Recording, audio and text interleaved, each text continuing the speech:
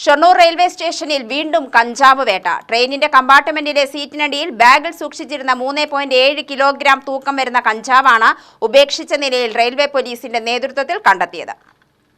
അന്യസംസ്ഥാനത്തു നിന്നും കേരളത്തിലേക്ക് ട്രെയിൻ മാർഗം കഞ്ചാവ് കടത്തുന്നുണ്ടെന്ന രഹസ്യവിവരത്തെ തുടർന്ന് പോലീസ് നടത്തിയ പരിശോധനയിലാണ് കഞ്ചാവ് കണ്ടെത്തിയത്.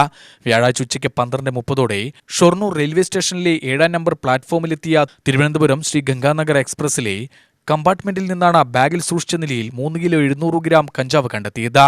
ട്രെയിനിൽ പോലീസിന്റെ പരിശോധനയുണ്ടെന്ന് അറിഞ്ഞ പ്രതി കഞ്ചാവ് ഉപേക്ഷിച്ച് കടന്നുകളഞ്ഞതാവാമെന്നാണ് പോലീസിന്റെ നിഗമനം. പ്രതിക്കായുള്ള അന്വേഷണം ഊർജിതമാക്കിയതായും വരും ദിവസങ്ങളിൽ പരിശോധന ശക്തമാക്കുമെന്നും Shoranur railway police SI Anil Mathew പറഞ്ഞു.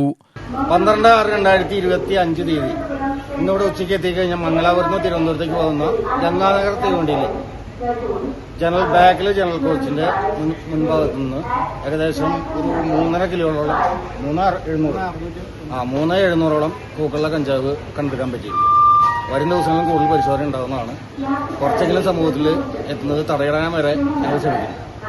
SI CV Haridas Gokuldas, Shyam, special branch ASI Suresh, senior civil police officer Sasi Narayanan, Anoop എന്നിവരടങ്ങിയ സംഘമാണ് കഞ്ചാവ് കണ്ടെത്തിയത്.